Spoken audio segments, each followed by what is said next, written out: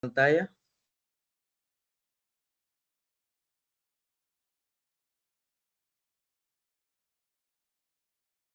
Claro, Do, puede compartir pantalla.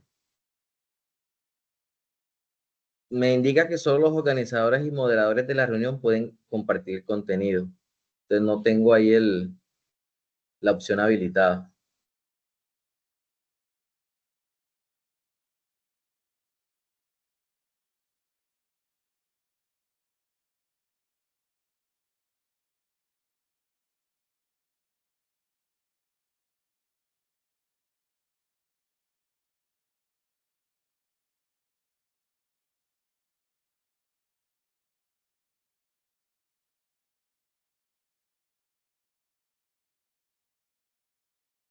Ahora sí. Listo, Do, perfecto.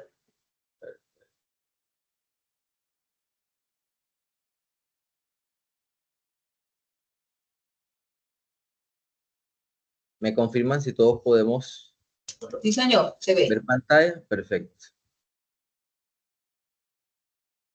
Bueno, damos bienvenida a todos a esta conferencia que la hemos denominado la gestión jurídica de las transacciones inmobiliarias, el ejercicio profesional en el mundo real. Mi nombre es Javid Ortega. Bien, yo soy abogado, tengo experiencia de 10 años en el sector público y privado y me especializo en transacciones inmobiliarias, saneamiento predial y legalización de predios. Como indicaba la doctora Yolima hace un momento, soy especialista egresado de la Universidad en Derecho Urbano, Gestión y Planeamientos Inmobiliarios. A su vez, tengo formación como especialista en Derecho Notarial y Registral de la Universidad Sergio Arboleda y actualmente me encuentro cursando una maestría en gerencia de proyectos en EIDI International University. Este pues va a ser el temario que vamos a tratar durante los próximos minutos. Vamos a tener una parte introductoria, vamos a hablar sobre los retos jurídicos, errores frecuentes, herramientas claves para una buena gestión jurídica, las recomendaciones para el ejercicio profesional y vamos a tener un cierre y conclusiones. Este va a ser un espacio donde podemos hacer preguntas y demás. Y de igual forma, durante el desarrollo de nuestra conferencia, vamos a tener unos espacios para poder hacer preguntas y resolver cualquier duda que los participantes puedan tener. ¿Ok?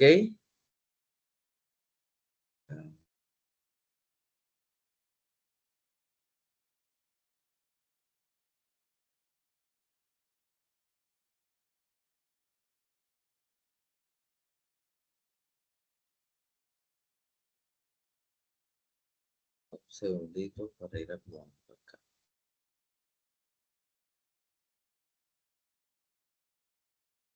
Bien.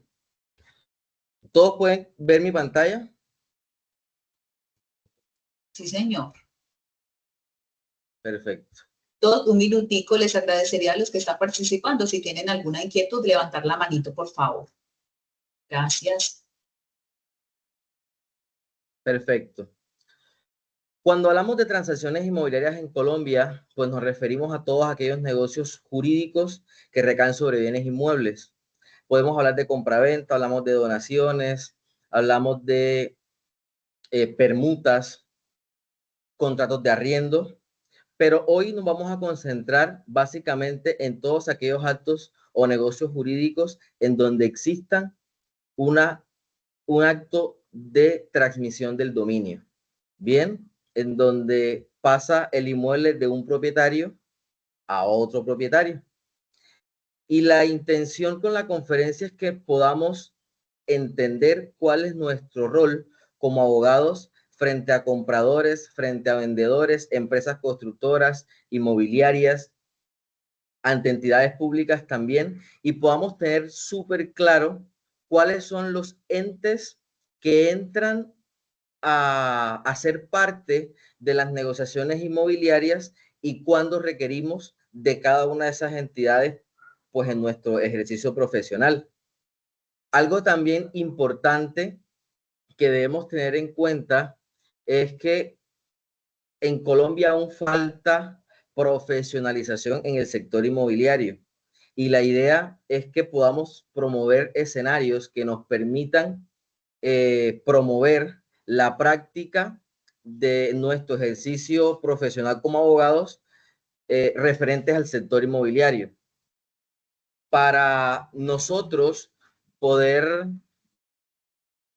ejercer de manera adecuada nuestra profesión, debemos tener conocimientos en muchas áreas del derecho, en derecho notarial, en derecho registral, debemos tener conocimientos sobre temas de gestión catastral, fundamentos muy sólidos en temas de derecho civil, en asuntos de derecho público, porque cuando hablamos del sector inmobiliario convergen todas las áreas del derecho y es importante que nosotros podamos tener claridad al momento de poder pues ejercer nuestra profesión de la manera adecuada. Dentro del negocio inmobiliario hay 4 pilares que son importantes. Tenemos el pilar financiero, el técnico, el comercial y el jurídico. Bien, y sobre estos 4 pilares, como profesionales debemos tener claridad absoluta de cómo se manejan cada uno de esos pilares pues, dentro del negocio inmobiliario. Cuando hablamos de los temas financieros, como abogados debemos tener claro qué es la hipoteca y qué es el leasing habitacional. Tenemos en cuenta que la hipoteca no es más que la garantía, es una garantía que respalda una deuda ante un acreedor y que la conforma o la constituye el deudor. Normalmente se hace, o el escenario más normal en donde utilizamos la hipoteca es cuando alguno de nuestros clientes o personas compran en proyectos inmobiliarios. Las personas pagan un porcentaje del valor del negocio jurídico y el resto pues se paga con una hipoteca. Esta no saca el inmueble del mercado, bien, pero sí, por principio de publicidad, es un acto que se debe registrar en la Oficina de Instrumentos Públicos en el folio de matrícula inmobiliaria del inmueble del cual se está ejerciendo la negociación para que quede publicitado que ese inmueble tiene una garantía a favor de un tercero. Cuanto al leasing habitacional, como abogados debemos tener claro que el leasing es un contrato de arriendo con opción de compra. A diferencia de la hipoteca, en el leasing la propiedad es del banco, ¿bien? Y la persona, el locatario, como se denomina desde el punto de vista jurídico, es la persona que va a tener la opción de compra y en cualquier momento puede ejercer ese derecho de adquirir el inmueble a través del leasing habitacional. Cuando revisamos nuestros folios de matrículas inmobiliarias, en muchas veces vamos a encontrar el modo de adquisición leasing habitacional.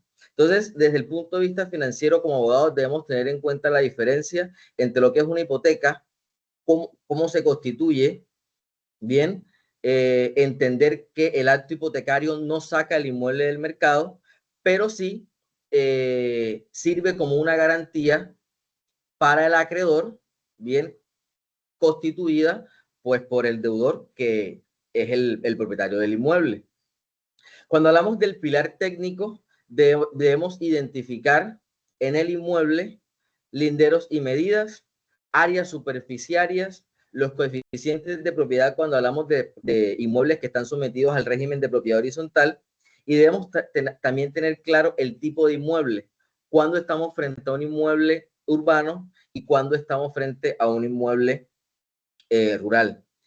Llega a ser importante determinar el tipo de inmueble porque de acuerdo al derecho de disposición que el propietario desee realizar, pues así también van a ser las limitaciones que estos inmuebles pues tienen en sí mismos.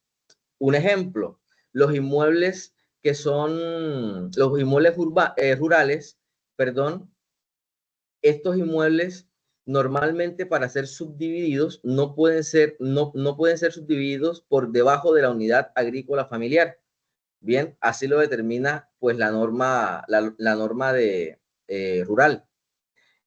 Y existen unas excepciones para que eso se pueda realizar. En el tema urbano, dependiendo del área que tenga el inmueble, así también pues podemos tener actos de disposición. Pues para ir al mismo ejemplo, al tema de las subdivisiones, los inmuebles deben contar con ciertas características para estos poder ser subdivididos. Entonces, al momento en que nosotros conocemos ese pilar desde lo técnico en el negocio inmobiliario, entonces podemos determinar de mejor manera qué límites tenemos o no frente pues a un determinado inmueble. En el pilar comercial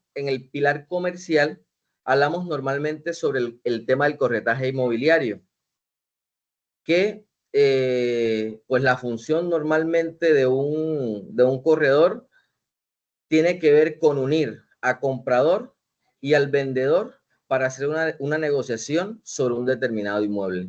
Ese es su trabajo, y por realizar su función o su trabajo, pues va a tener un pago de una comisión que para inmuebles urbanos es el 3% y para predios rurales es del 5%. Eso no está normado en ninguna parte, pero por costumbre mercantil es lo que normalmente se hace en el ejercicio real de la profesión del corretaje inmobiliario. Y cuando nos referimos al pilar jurídico del negocio inmobiliario, debemos tener en cuenta tres cosas que son principales. Lo primero es la naturaleza del derecho que tiene la persona frente al inmueble. Y cuando hablamos de la naturaleza del derecho, hablamos de determinar si la persona, sea natural o sea una persona jurídica, tiene derecho de propiedad, ejerce una posesión o en su defecto es denominado ocupante ilegal. Esas tres cositas pues las vamos a hablar más adelante para que podamos diferenciar ¿sí? cuál es la naturaleza del derecho que existe frente a ese bien inmueble. Pues como lo hablaba ahorita, determinamos si hay derecho de propiedad, si se ejerce una posesión o en su defecto se está realizando una ocupación ilegal. Lo segundo que debemos determinar dentro del pilar jurídico son las limitaciones al dominio. Estas sí sacan el inmueble del mercado. Y cuando hablamos de limitaciones al dominio, nos referimos a los actos de patrimonios de familia, afectación a vivienda familiar, las prohibiciones de venta, los derechos de preferencia, las medidas cautelares que se constituyen a través de procesos judiciales. Al mismo tiempo, tenemos los usufructos, el fideicomiso civil, las fiducias mercantiles. Tenemos un sinnúmero de limitaciones al dominio que debemos tener claras dentro de nuestro ejercicio profesional para determinar cuándo se hace viable realizar una transacción inmobiliaria y cuándo no. Y por último tenemos lo que son los gravámenes que podemos hablar. Ya hablamos del tema de la hipoteca, hablamos de la anticresis, entre otras limitaciones, entre otros gravámenes, perdón, que pues están dentro de la norma jurídica. ¿Tenemos alguna preguntita hasta aquí, hasta este punto?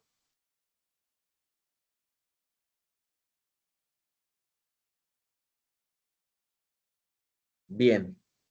No todo va todas bien aquí. hasta ahora, doctor. Todo va bien hasta ahora. Perfecto. Hablemos de los retos jurídicos. Bien. Dentro de los retos jurídicos que tenemos al momento de hablar de transacciones inmobiliarias, lo primero es el estudio de título. Durante 10 años que tengo en el ejercicio profesional, he tenido la oportunidad de conversar con colegas que se han podido ahorrar, ¿verdad? Muchos problemas si se realiza de manera exhaustiva un estudio de título. Normalmente pensamos que realizar el estudio de título es solamente leer un certificado de libertad y tradición y ya, es lo que normalmente hacemos. He podido evidenciar que hay personas que sacan un certificado de libertad y tradición y van a la última anotación, ¿verdad? Y tienen la percepción de que el último que aparece en el certificado de libertad y tradición es el dueño del inmueble. Y resulta que muchas veces no sucede eso, porque podemos tener en un certificado de 10 anotaciones, podemos tener al propietario en la anotación número séptima y las otras 3 anotaciones pueden ser de gravámenes de un gravamen hipotecario o de una limitación al dominio, como una afectación a vivienda familiar o un patrimonio de familia. Entonces, no necesariamente la última persona que aparece en la anotación del certificado es la propietaria. También he tenido la oportunidad de conversar con colegas que no saben hacer un estudio de títulos. Y eso, no es, y eso ni está bien ni está mal, porque finalmente todos no podemos tener todo el conocimiento, pero cuando hablamos cuando hablamos de asesorar procesos de transacciones inmobiliarias, se vuelve importantísimo poder tener el conocimiento y las competencias para poder realizar un estudio de título. Bien, y para conceptualizar ese primer reto que como abogados tenemos en nuestro ejercicio profesional, el estudio de título es el diagnóstico que nosotros hacemos para determinar la real situación jurídica y podemos decir técnica de una propiedad. Entonces, cuando hablamos de establecer la real situación de un inmueble, situación jurídica o técnica de un inmueble, se hace indispensable que podamos identificar cuál es el componente jurídico y cuál es el componente técnico de un inmueble. Eso es sumamente claro. Voy a poner acá un certificado de libertad y tradición, bien, y voy a hablar sobre ese componente jurídico que nosotros debemos tener en cuenta al momento de realizar un estudio de títulos. Lo primero es el número de matrícula inmobiliaria o folio de matrícula inmobiliaria. Entendemos que este es un código alfanumérico que de manera singular identifica un inmueble.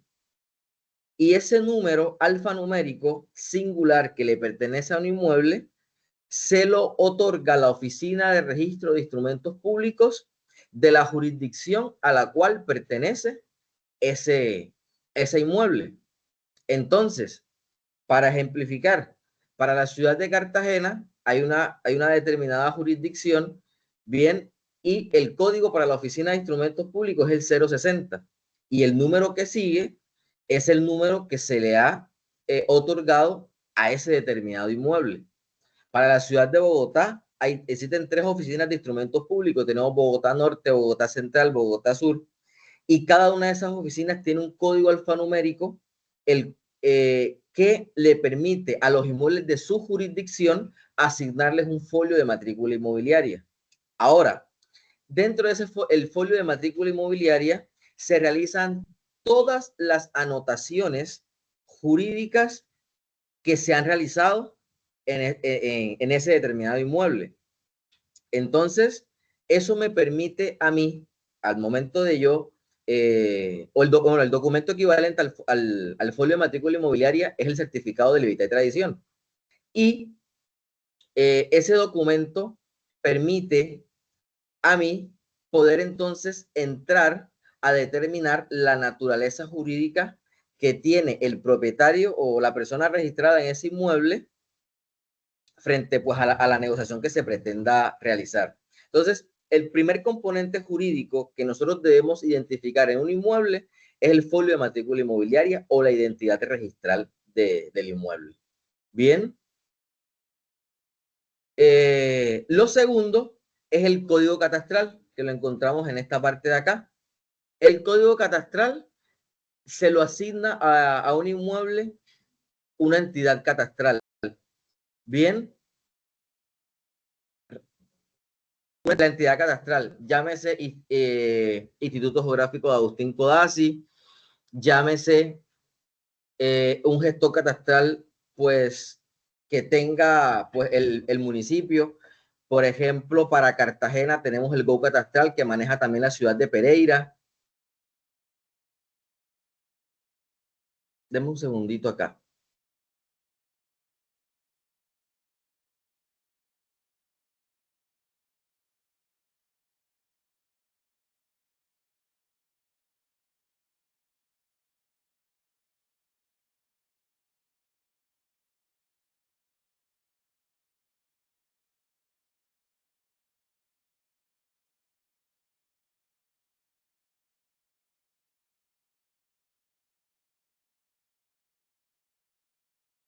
Ok.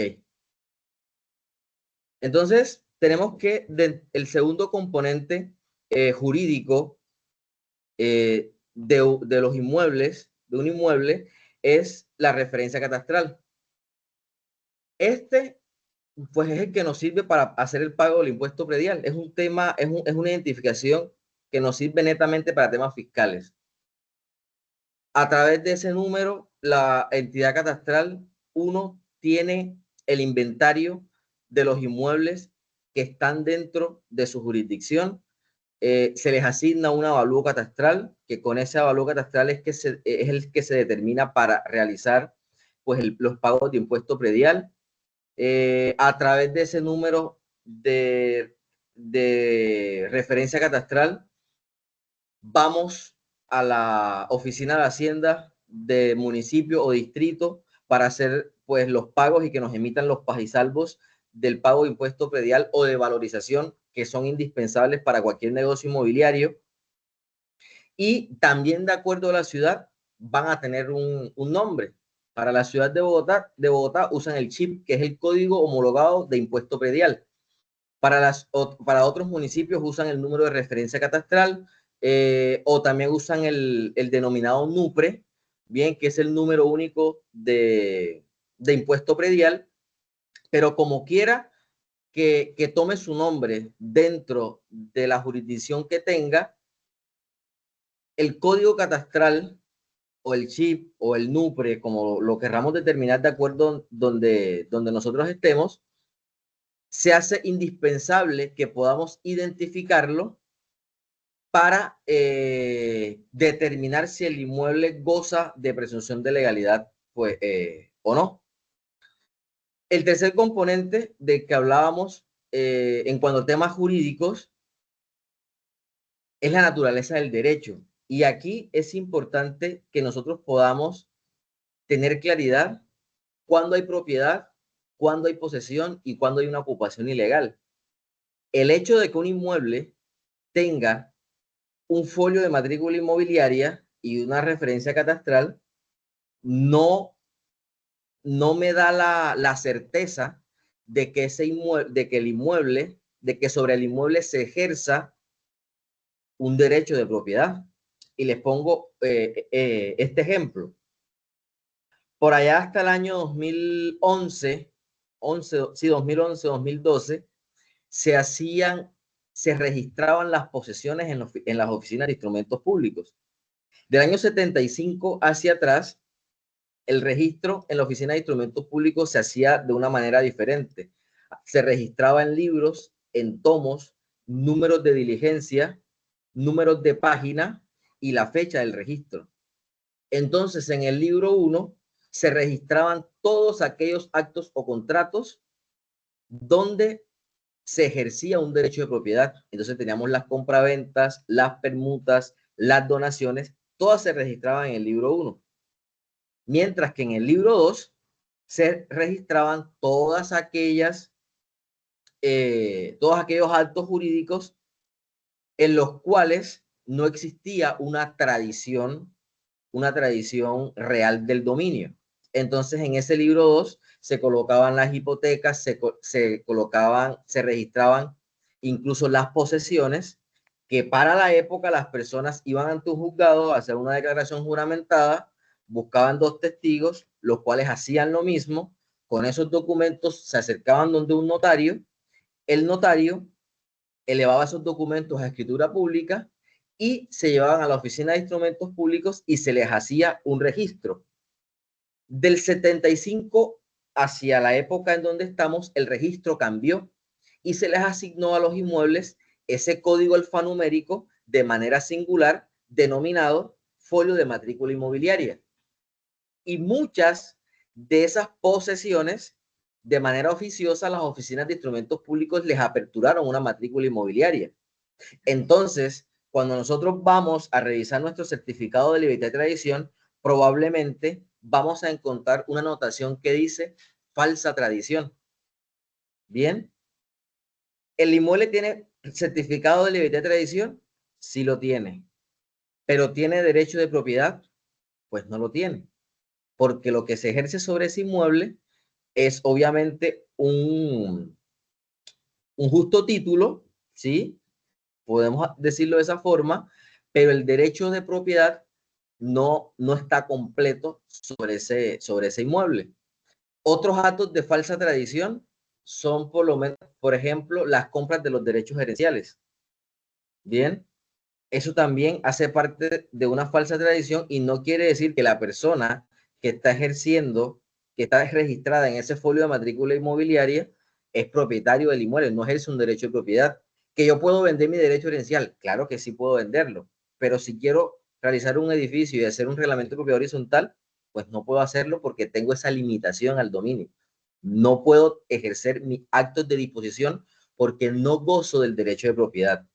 Entonces hay que tener muy claro al momento de hacer un estudio de títulos, determinar cuál es la naturaleza del derecho que tiene la persona, que normalmente es el vendedor, llámese persona natural o jurídica, cuál es la naturaleza del derecho que tiene sobre el inmueble sobre el cual se pretende realizar una negociación. Cuando revisamos normalmente un certificado de libertad de tradición y vemos que la primera anotación es una adjudicación de bien baldío o es una sentencia judicial de, eh, de pertenencia o de prescripción adquisitiva de dominio, esos documentos o esos actos son denominados como títulos originarios. Probablemente estaremos, de allí para adelante, estaremos frente a un inmueble que goza de toda la presunción de un derecho de propiedad. Sin embargo, habría que entrar pues a revisar si los actos siguientes a esos actos, a esos títulos originarios, se viene haciendo la tradición de la manera adecuada. Y por último, cuando hablamos de identificar la naturaleza del derecho, hablamos de los ocupantes ilegales. Y la norma ha determinado que ocupante ilegal es toda aquella persona que está ocupando, valga la redundancia, un inmueble que le pertenece a la nación, llámese baldío o llámese bien fiscal. Eso pasa mucho en los municipios de Colombia. Por lo menos en Bolívar, el 80% de la tenencia de la tierra pues es de manera ilegal. O los inmuebles son, por lo general los inmuebles son baldíos y entendemos pues que un inmueble baldío es aquel que carece de un título de propiedad. No tiene un título registrado ante la Oficina de Instrumentos Públicos. Por tal razón, si es baldío, es del Estado. Si es del Estado, es imprescriptible. Por tanto, la única forma en que el ocupante ilegal pueda adquirir la titularidad o el derecho de propiedad de ese inmueble es a través de los llamados programas de titulación o las adjudicaciones que hacen las entidades territoriales a favor de esas personas que están ocupando pues esos inmuebles. Entonces, esto es sumamente importante.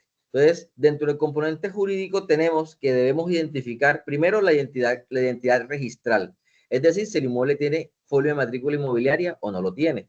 Lo segundo tiene que ver con la identidad catastral y entonces ya hablamos sobre la referencia catastral, el chip o NUPRE, de acuerdo pues donde esté el inmueble, así tendrá esa denominación.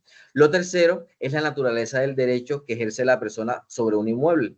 Hablamos entonces de determinar si es propietario, si es poseedor o en su defecto es un ocupante ilegal. Lo cuarto que tenemos dentro de ese componente jurídico es el tipo de predio. Ya lo hablábamos hace un momento, si el predio es urbano o es rural, de acuerdo a eso, pues también se tendrán unas normas especiales para aplicar de acuerdo a lo que vayamos a hacer. Y dentro del componente jurídico también tenemos la dirección del inmueble. Todos los inmuebles normalmente tienen pues su dirección y a veces nos encontramos que en catastro nos dice una dirección y en el certificado de libertad de tradición nos dice una dirección diferente. Cuando constituimos nuestros documentos para hacer transacciones inmobiliarias, lo que la norma nos indica es que debemos poner la dirección que viene dentro de la tradición. Bien, a través de actos jurídicos podemos hacer las respectivas actualizaciones de nomenclatura, que hoy en día son gratis. Hoy solamente es sacar un certificado catastral y solicitarle a la Oficina de Instrumentos Públicos que nos haga la actualización. Hace algún tiempo, por ahí 4 años hacia atrás, las actualizaciones de nomenclatura se hacían a través de escrituras aclaratorias y pues generaban un gasto a nuestros clientes. Hoy en día el único gasto que se genera son los honorarios del profesional que tiene el conocimiento para poder realizar el trámite y pues hasta aquí es la información o digamos que son los principales componentes jurídicos que nosotros debemos entender o conocer al momento de realizar un estudio de títulos. ¿Preguntas hasta este punto? Doctor, aquí yo veo que Karen Juliet dice, sería más tarde entre lo ocupando ilegal. Ay, sí, oficina de catastro multipropósito. Creo que ella le estaba como que diciendo algo ahí, como una inquietud. Doctor, de pronto oficina... Sí. El tema de catastro multipropósito, no pudiésemos tener aquí una conferencia adicional sobre el tema de catastro multipropósito, que es bien interesante. Y Karen de pronto tendrá una pregunta puntual que quiera hacer en este momento. Buenas tardes. Buenas tardes. Buenas tardes. Francisco Restrepo habla, de Pereira. Una pregunta, ¿esa falsa tradición de la cual ha hablado usted anteriormente, se puede legalizar o eso queda ahí por siempre en el certificado de tradición? Importante su pregunta. Para las falsas tradiciones hay un proceso, bien, de 2011, si no estoy mal, que habla sobre el saneamiento de la falsa tradición. Aplica para inmuebles rurales y para inmuebles urbanos. Cuando hablamos de inmuebles urbanos, la cuantía o el valor del inmueble no debe exceder de los 256 salarios mínimos. Y para los inmuebles que son rurales, no deben exceder la unidad agrícola familiar. Dependiendo del lugar donde esté el inmueble rural, así va a ser el área de unidad agrícola familiar. Bien, y el saneamiento de la posesión consiste básicamente, es un proceso de pertenencia abreviado. No es más nada. ¿Ya?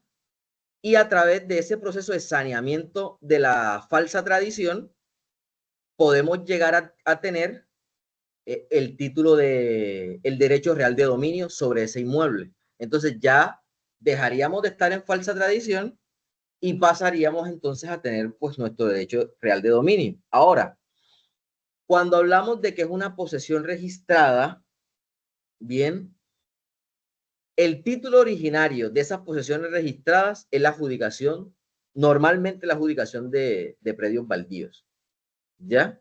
O de bienes fiscales.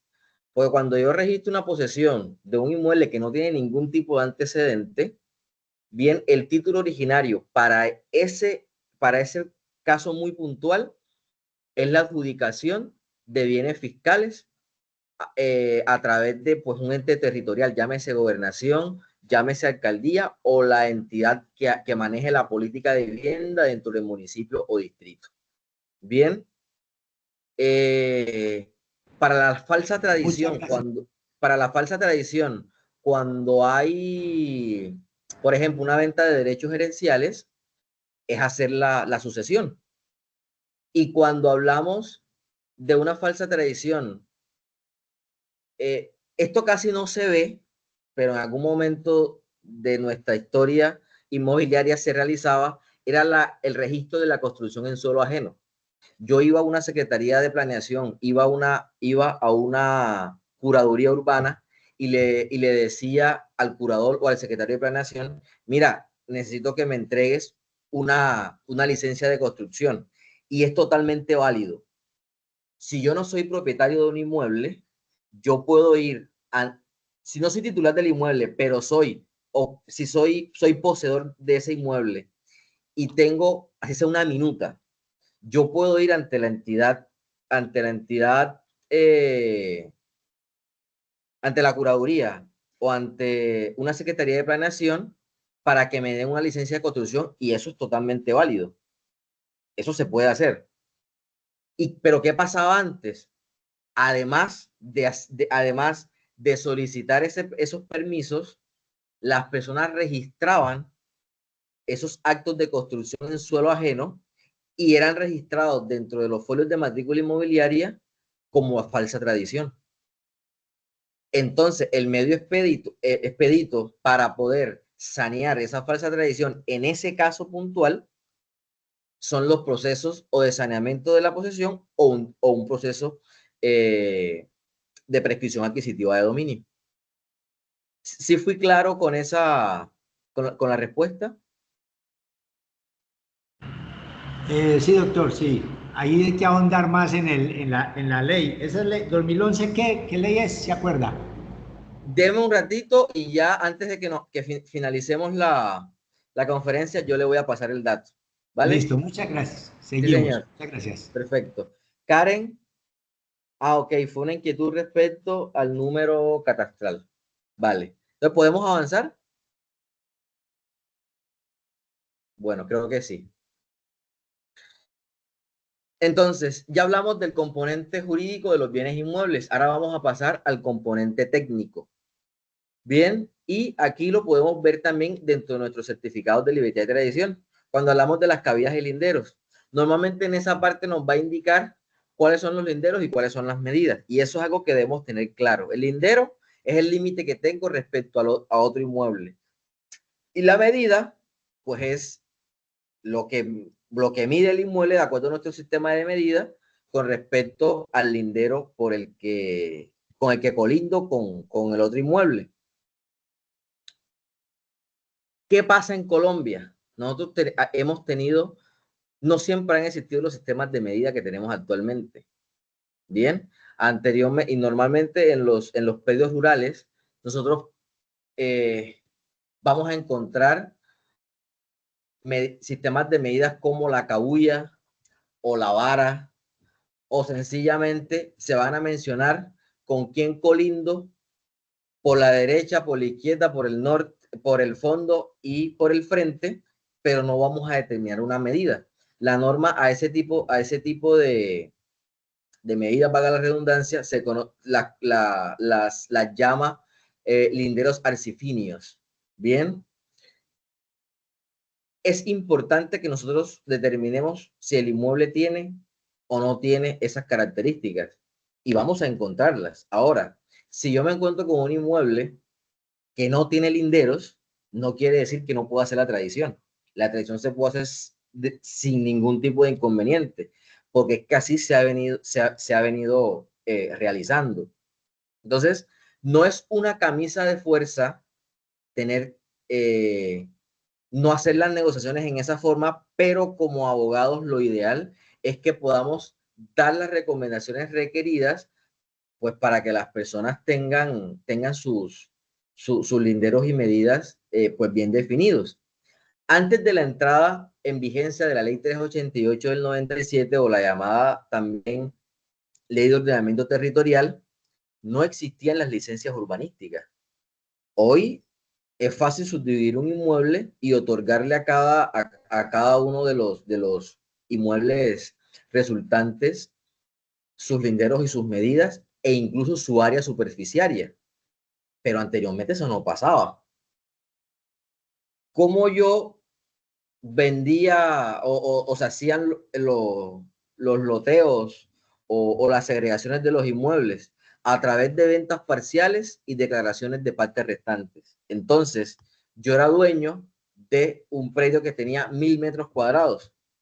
Me iba a la notaría y ante el notario hacíamos nuestra escritura pública y manifestaba de que yo, fulano de tal, tenía un inmueble de tantos metros cuadrados y que de ese inmueble le iba a vender a Perencejo un área de 200 metros cuadrados y determinaba los linderos.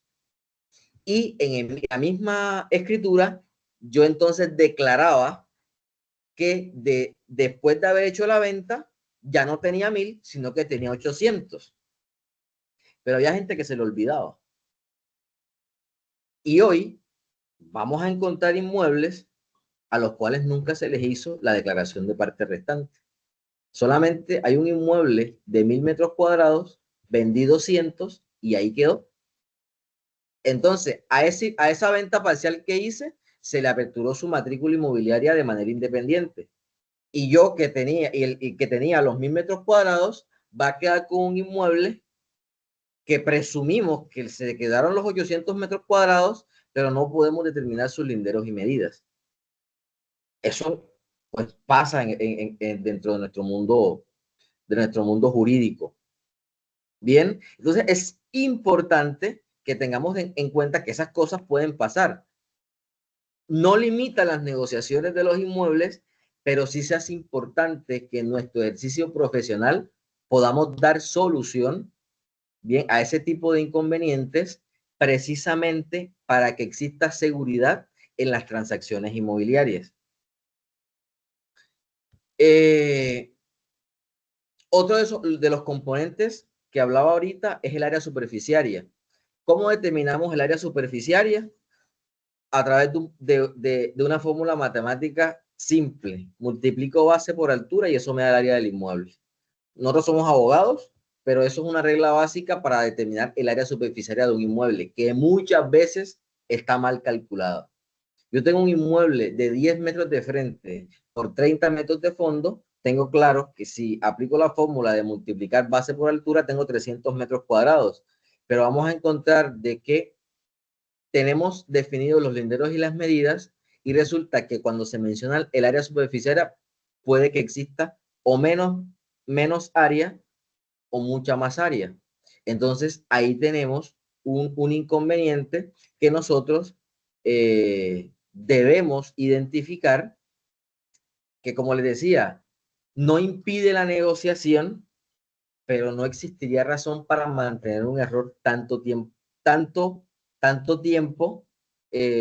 dentro de un título, pues que dentro de un documento que es sumamente importante para la seguridad jurídica en la tenencia de la tierra. Ahora, ¿hay solución para estos asuntos? Claro que sí. Desde el año 2018 para acá, la oficina de instrumentos públicos junto con la oficina con las entidades catastrales, con el IGAC, han emitido unas resoluciones conjuntas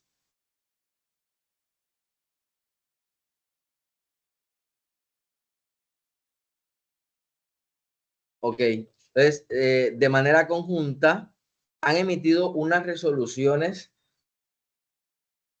que han puesto de manifiesto ciertos actos para poder corregir ese tipo de inconvenientes. Le voy a poner un ejemplo. De 2018 para atrás, yo, ¿qué hacía para hacer una rectificación de linderos? Yo iba a la entidad catastral, le decía, vente, yo necesito yo tengo aquí un área de 200 metros, pero resulta de que mi predio no mide ese área, o no son esos linderos, resulta que ellos miden un poquito más. Entonces ya no eran 330 metros por la derecha y 30 metros por la izquierda, sino que ya el predio medía 40 metros. La entidad catastral iba al predio, hacía un levantamiento topográfico, emitía una resolución, se iba a la notaría, se hacía una escritura aclaratoria de rectificación de linderos y medidas, iba a la oficina de instrumentos públicos, la registraba y solucionaba el problema. Eso es lo que sucedía anteriormente. Era un tema muy arbitrario, se robaron mucha tierra haciendo ese tipo de procedimientos, porque hoy son poco éticos, y al mismo tiempo se generaban muchísimos inconvenientes. Y les voy en este punto voy a comentar un ejemplo un ejemplo muy, muy práctico. Hay una entidad, una promotora, digamos, compró 1.200 metros cuadrados de un inmueble. Esos 1.200 metros cuadrados estaban representados en dos inmuebles. Uno tenía 600 y el otro tenía 600. El segundo inmueble tenía constituido una propiedad horizontal, bifamiliar, es decir, dos pisos, uno abajo, uno arriba. Y resulta que antes de la negociación, por allá en el año 2007, 2008, los dueños de esa propiedad horizontal hicieron una rectificación de linderos y medidas de la forma en que ya yo les había indicado. Tenían un inmueble 10 metros de frente por 20 de fondo, 200 metros cuadrados. Ellos actualizaron, ¿verdad? Actualizaron 40 metros adicionales, es decir, ya no tenía el inmueble 10 por 20, sino que tenía 10 por 60. Eso me daba, pues, por los metros cuadrados indicados. ¿Y cuál fue? Miren cuál fue la situación. El comprador y el vendedor hacen el negocio, extinguen la propiedad horizontal, ojo, extinguen la propiedad horizontal, entonces los dos inmuebles que hacían parte de esa propiedad horizontal, pues se cierran y todo vuelve al folio matriz, y el folio matriz seguía teniendo los 200 metros cuadrados, porque en ese folio no hicieron la actualización. Entonces, fíjense, al predio de abajo actualizaron los 600 metros cuadrados y al predio de arriba también. Y yo que pensaba que la única persona que tenía casa en el aire era Escalona. Bien, o sea, actualizaron un inmueble que estaba en un segundo piso, le actualizaron unos linderos hasta 600 metros cuadrados. Automáticamente la propiedad horizontal se extingue, todo vuelve al folio matriz y el folio matriz no fue actualizado. Cuando la entidad va a solicitar su permiso para realizar un proyecto de 30 pisos, 250 apartamentos, se da cuenta que no tiene el área que le prometieron en venta. Ya habían escriturado, ya habían hecho la extinción de la propiedad horizontal, ya los inmuebles estaban a favor de la entidad promotora. Entonces estamos frente a un problema. ¿Y por qué se da el problema? Porque no se hizo el estudio de título de la manera adecuada para determinar si la transacción era segura o no lo era. La solución al final al problema fue comprarle, como el predio carecía de identidad registral, se presume baldío, si es baldío es del Estado, y el Estado es la única entidad que puede hacerlo. Hubo una entidad que era la encargada de realizar ese tipo de formalizaciones de la propiedad y el proyecto se pudo salvar. Pero si el inmueble hubiese sido de propiedad privada, entonces tocaría entrar a un tema de una prescripción adquisitiva de dominio que mínimamente en este país está demorando 2 años. Bien, Entonces, ya tenemos un problema, pues como profesionales, porque al final, en todo este tema de las transacciones inmobiliarias está el patrimonio y el esfuerzo de nuestros clientes. Entonces, es sumamente importante que podamos tener claro, así como los componentes jurídicos, podamos tener claridad sobre los componentes técnicos que tiene un inmueble. Que hasta este punto hemos hablado de linderos, medidas y de área superficiaria. Entonces, hoy, la oficina de catastro o el gestor catastral al cual pertenece el inmueble donde esté ubicado, tienen la posibilidad de emitir actos administrativos sujetos a registro. Es importante esto. Entonces, si yo tengo un inmueble que no tiene los linderos determinados o linderos arcifiños, como los llama la norma, yo voy a la oficina catastral y les digo, mira, necesito someterme a una rectificación de linderos y medidas porque existen unos linderos arcifinios. O puedo rectificar cuando existe una superposición, es decir, un inmueble se monta en el otro. Eso también lo puedo rectificar. Hay un trámite que se llama rectificación de área por imprecisa determinación. También es un trámite que adelantamos ante la oficina, ante la entidad catastral. E incluso cuando hay ciertas diferencias entre colindantes, hay un proceso que se llama rectificación de linderos y medidas por acuerdo entre partes. Es un deslinde y amojonamiento, pero desde el punto de vista administrativo.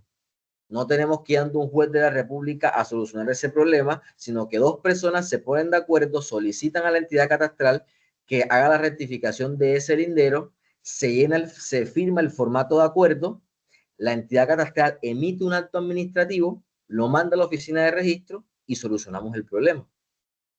Y de pronto en la conversación se ve sencillo, y a ciencia cierta sí lo es. Pero al momento de solicitar ante estas entidades este tipo de procedimientos, hay que tener muchísima paciencia, o por lo menos tener ciertas relaciones con los funcionarios que nos permitan de manera rápida y pronta solucionar este tipo de problemas a nuestros clientes. Dentro de los otros componentes técnicos que tenemos sobre los bienes inmuebles, podemos hablar en las propiedades horizontales sobre área construida y el área privada. Hablamos también de los coeficientes de propiedad, que son cosas que debemos tener súper claras, porque de acuerdo también a los coeficientes, nuestros clientes van a tener ¿cómo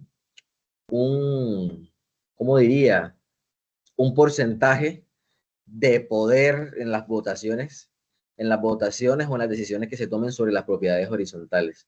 Entonces, mínimamente para hacer un estudio de títulos, debemos tener en cuenta esas dos cosas. Y eso es un reto que como abogados debemos asumir de forma positiva para poder ejercer nuestra profesión de una mejor forma y que las transacciones para nuestros clientes no se conviertan en un dolor de cabeza.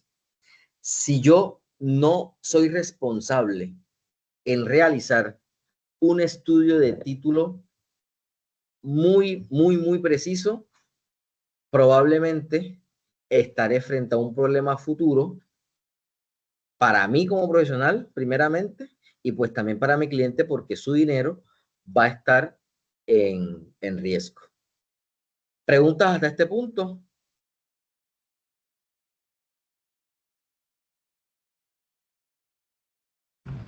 Yo tengo otra. Sí, señor. Francisco, de nuevo. Sí, señor.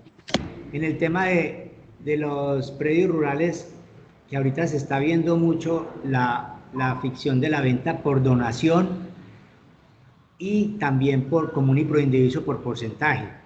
Ok. En ese común y proindiviso por porcentaje, ¿cómo se puede legalizar que el predio que yo escogí me lo respete? Porque lo que yo tengo entendido, pues, en la jerga del común es todo es de todos y nada es de nadie. Exactamente. A mí me dan un porcentaje del 5.5% por un terreno de 200 metros, es este que está acá, pero resulta que de pronto el día de mañana viene otro señor y dice, no, es que yo quiero el terreno que usted tiene, pues haciéndolo arbitrariamente, ¿cierto? Entonces, ¿cómo se puede manejar ese tema ahí en esa parte? Perfecto. Algo importante, lo que usted acaba de decir es real. Bien, la venta de común y por indiviso no es ilegal en Colombia. Yo no estoy muy de acuerdo con eso, pero a veces es la forma en la que se solucionan los problemas de vender las propiedades, vender terrenos. Y lo que yo hablaba ahorita es aquí lo importante de determinar el tipo de inmueble, porque es que el predio rural tiene unas características muy especiales. Por ejemplo, la subdivisión de un lote rural es súper compleja porque la norma, que es la 160 del 94, nos indica unas excepciones para poder hacerlo. Que el inmueble no se por ejemplo, si el inmueble no se va a utilizar para temas de agricultura y demás, puedo subdividirlo. Es decir, si voy a hacer un centro recreacional y si el POT del municipio me lo permite, pues puedo hacerlo. Si el inmueble está en reserva ambiental, pues no puedo hacer nada tampoco. Entonces, algo que sí puedo hacer es que si yo tengo la compra-venta, ¿verdad? O tengo el derecho en común y pro indiviso sobre un inmueble rural, para el caso en particular, una de las soluciones son los procesos de prescripción adquisitiva de dominio. Yo puedo prescribir dentro de un lote de mayor extensión el pedacito de tierra del cual estoy haciendo mi posesión, ¿ya?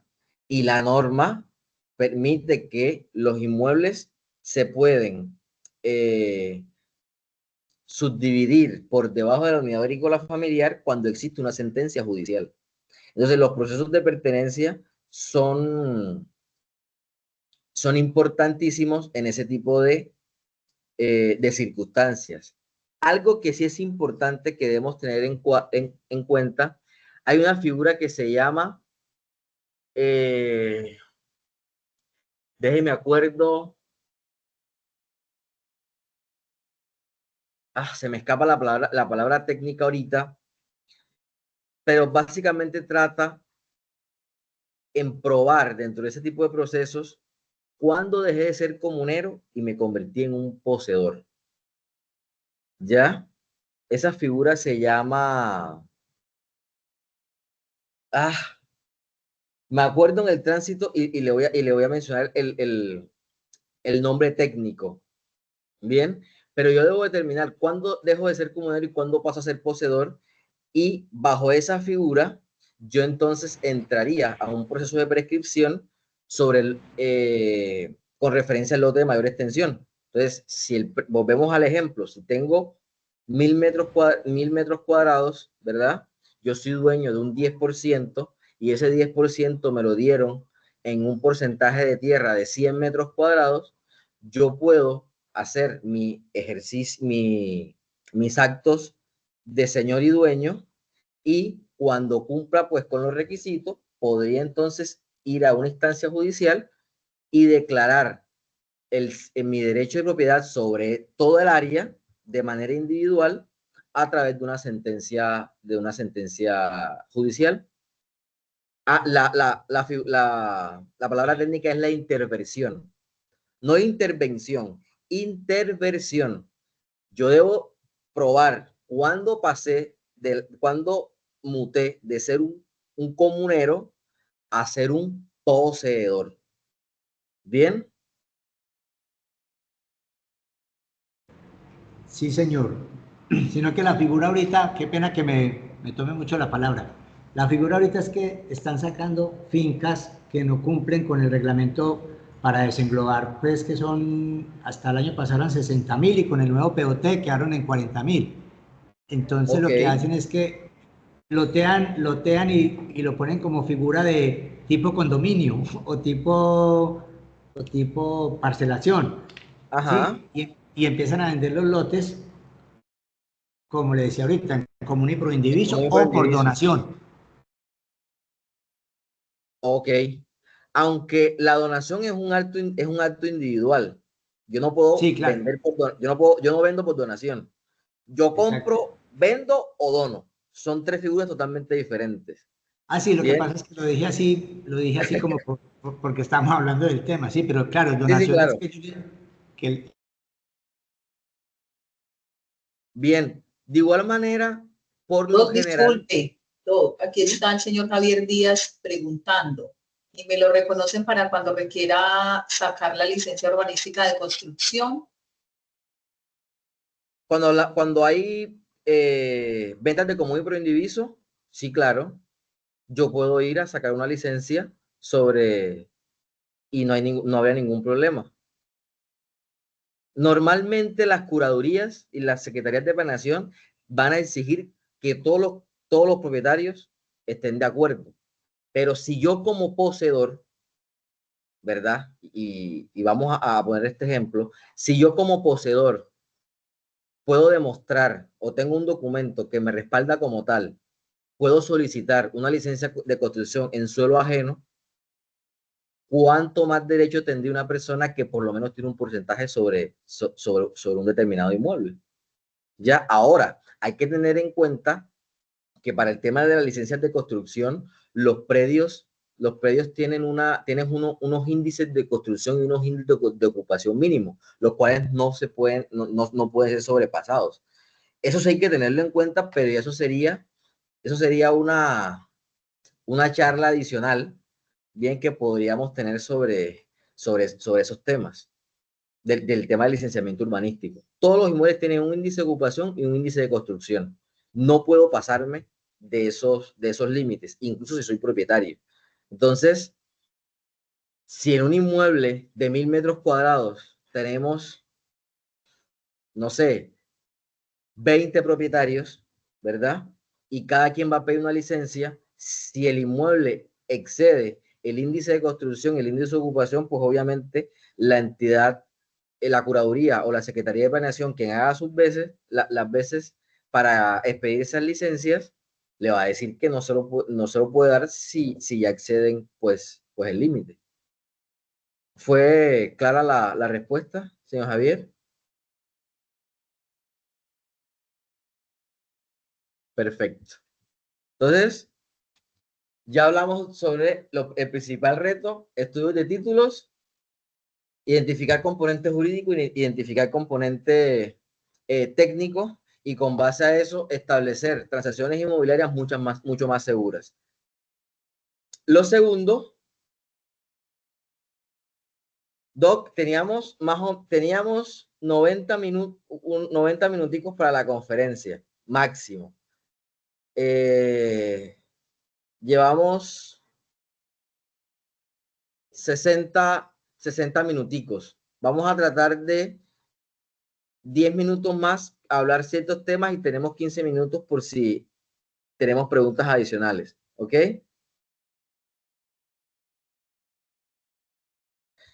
Bien, entonces, otro de los retos que tenemos son las inscripciones de mejoras.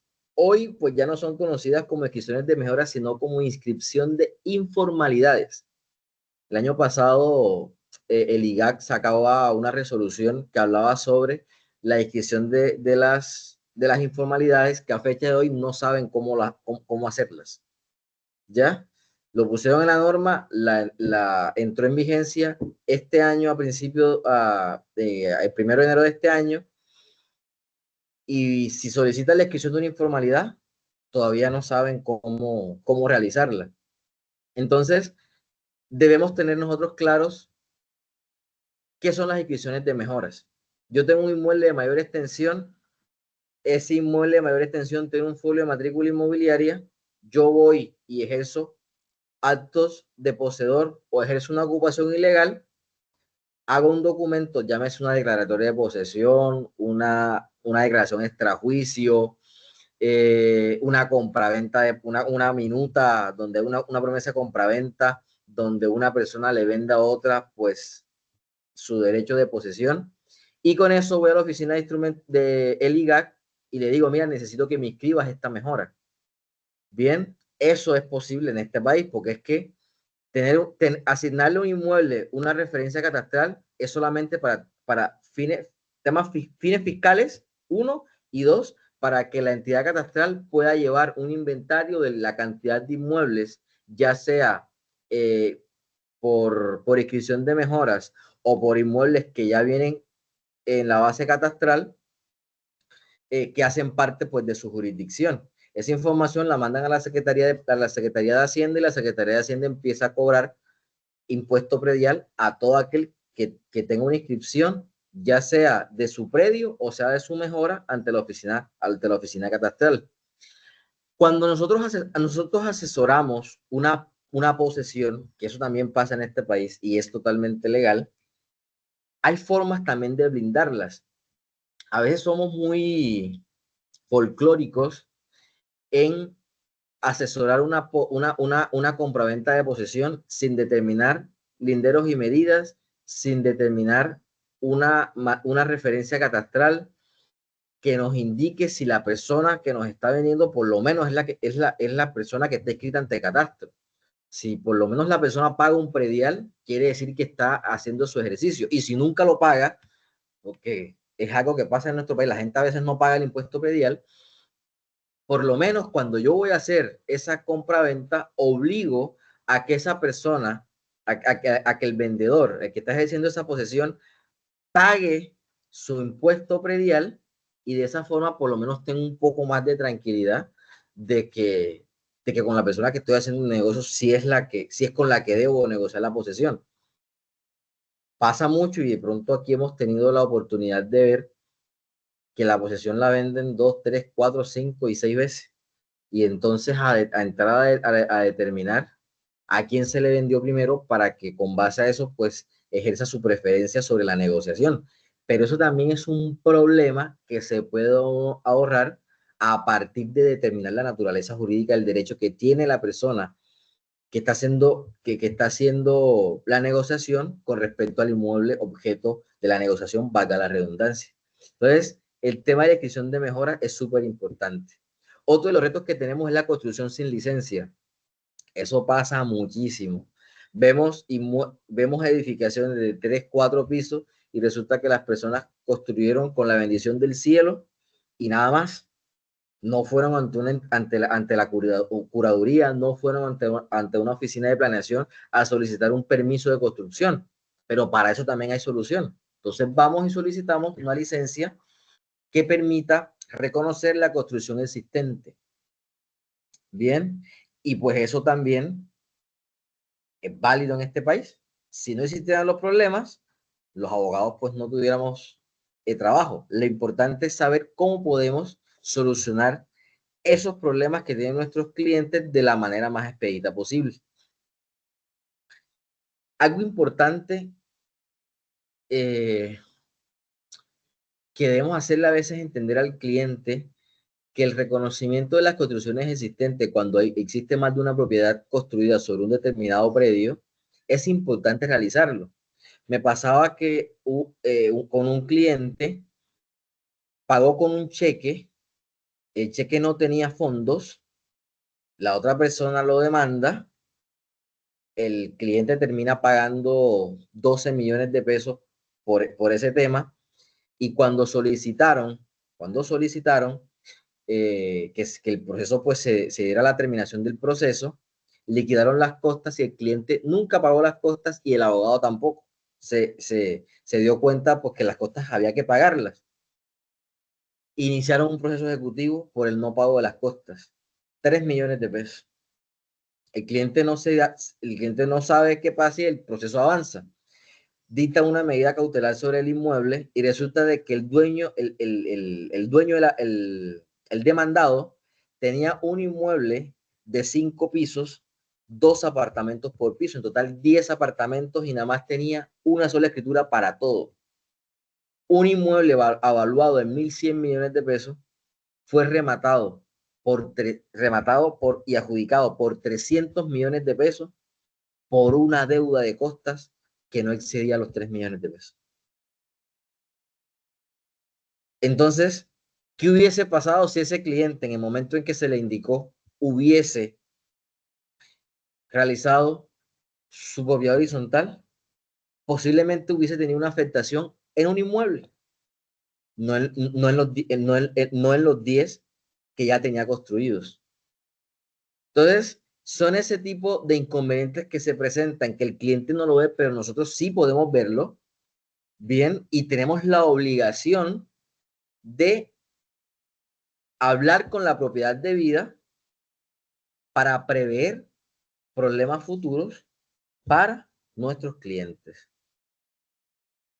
Otro de los retos que tenemos son los problemas en catastro y registro, y hablábamos ahorita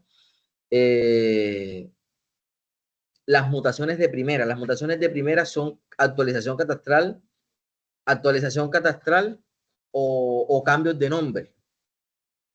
Cuando yo voy a la oficina de instrumentos públicos a registrar un documento, si voy de manera física, llevo 3 juegos de escritura, o 3 juegos de sentencia judicial, o 3 juegos de actos administrativos de adjudicaciones de bien fiscal. Y resulta que uno de esos documentos me lo devuelven a mí como propietario o como persona interesada. El segundo documento se queda en la oficina de instrumentos públicos. El tercer documento va con destino a la oficina de Agustín Codazzi. No se sabe si es que las oficinas de instrumentos públicos no mandan la información o la oficina de Agustín Codazzi o el ente catastral no hace la actualización debida. Y entonces tenemos predios que han sido vendidos 3 veces y sigue teniendo la información catastral del propietario original. Entonces, a veces encontramos ese tipo de situaciones. No, lo ideal es que mínimamente cuando terminemos una transacción inmobiliaria, le dejemos la solicitud de actualización en catastro a nuestro cliente. Eso es sumamente importante. ¿Ya? No vamos hasta el final con ese proceso porque es largo, es tedioso, y si lo pueden cobrar, pues se puede cobrar, pero lo mínimo que podemos hacer por nuestro cliente es dejarle presentada la solicitud de actualización de información catastral ante la entidad respectiva para que a partir de allí la información en catastro y en registro pueda ser igual. Pasa lo mismo con los desenglobes. Hacemos actos de loteo, hacemos todo en la oficina de instrumentos públicos, pero nunca vamos a la oficina de catastro para que nos hagan la individualización catastral sobre los predios resultantes del acto de loteo o del acto de subdivisión material o del acto de régimen de propiedad horizontal. Eso también es súper importante.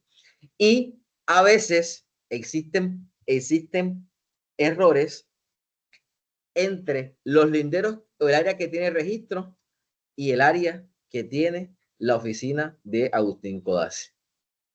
Bien, otro de los retos es la confusión entre escritura pública y propiedad. Las personas piensan que porque tienen escritura, ya tienen la propiedad del inmueble. Y recordemos que la escritura pública se utiliza para diversidad de datos, para diversidad de actos, perdón. Entonces, si yo voy a hacer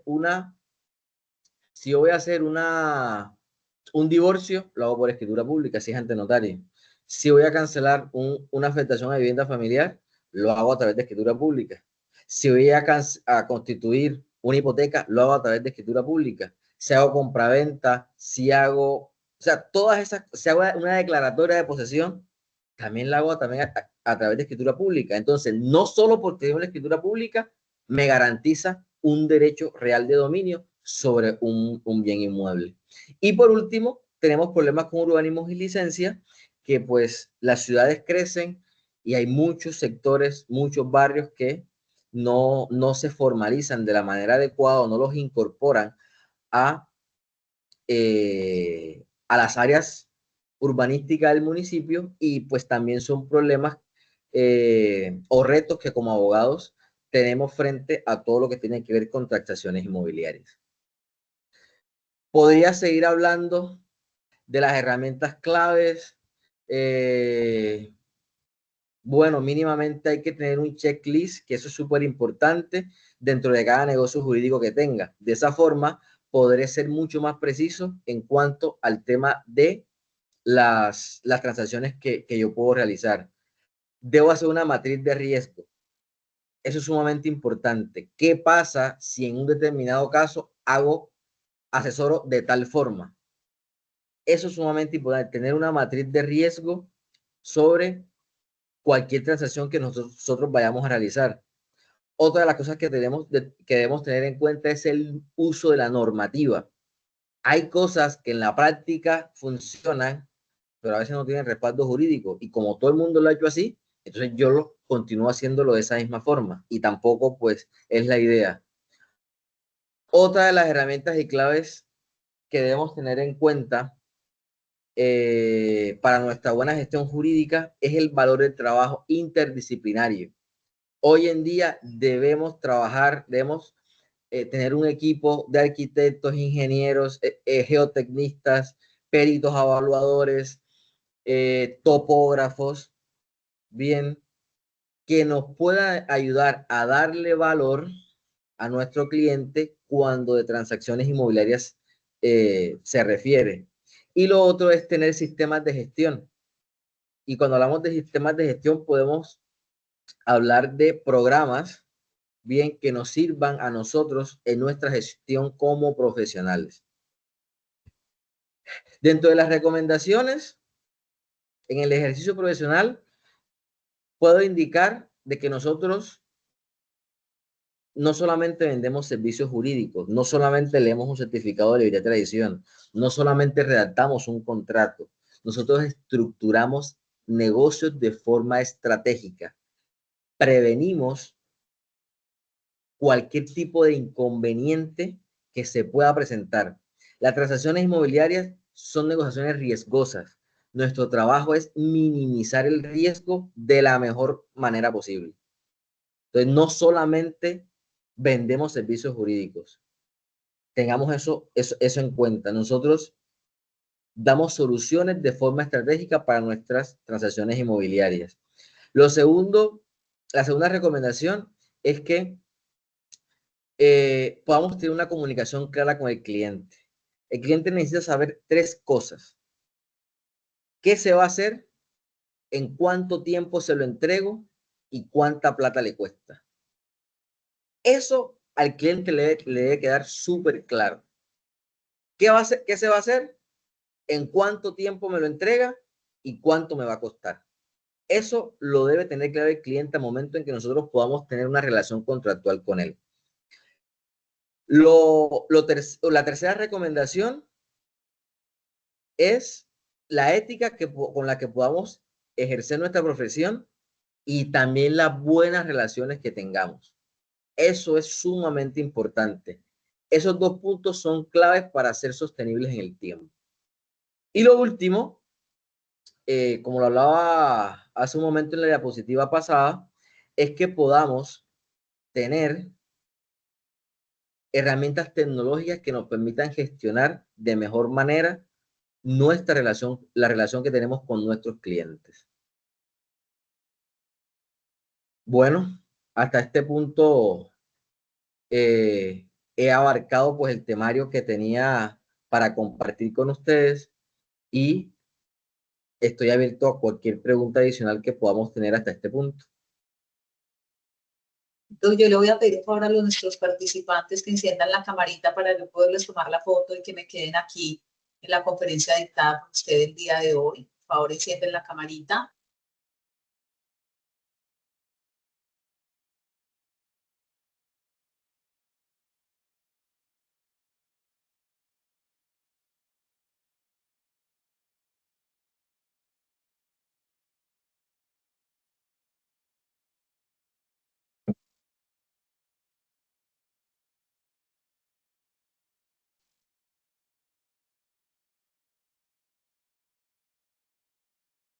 Perfecto, mil gracias a esos valientes que encendieron su cámara. Muchas gracias. Bueno, les quiero preguntar si tienen alguna consulta para el doctor.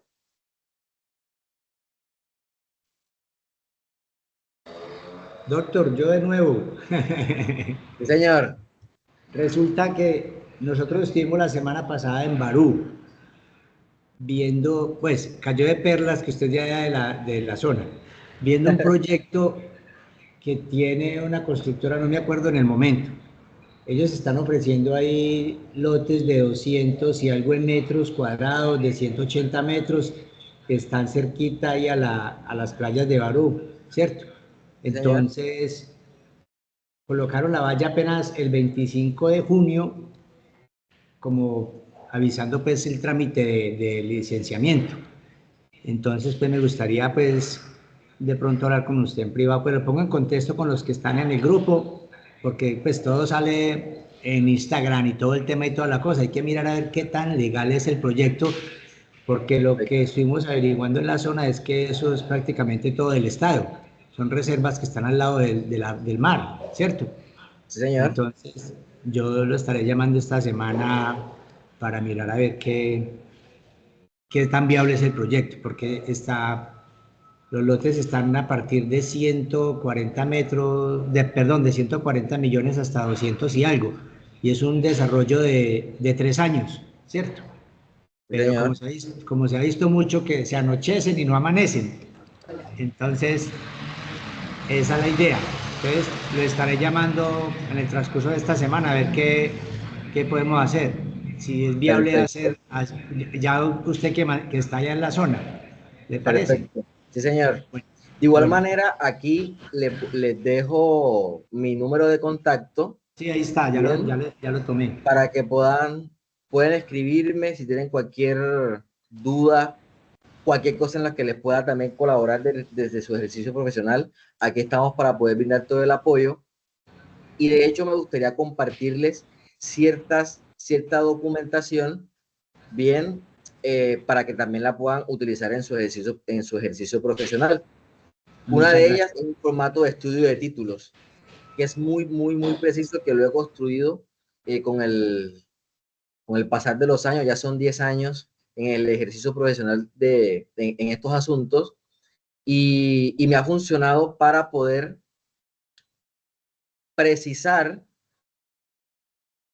todo lo que tiene que ver con los inmuebles, y que de esa forma el concepto que se pueda emitir sea mucho más preciso, que tengan la información de las oficinas de instrumentos públicos de la ciudad, las causales de devolución de la oficina de instrumentos públicos. Bien, entonces sería importante, si lo desea, voy a dejarles por aquí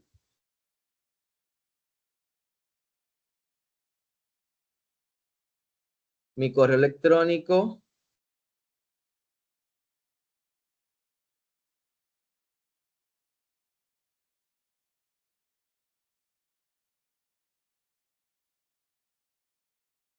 y mi número de contacto.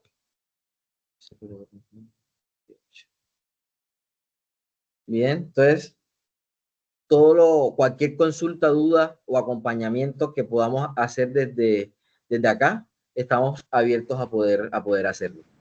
¿Ok? Muchas gracias.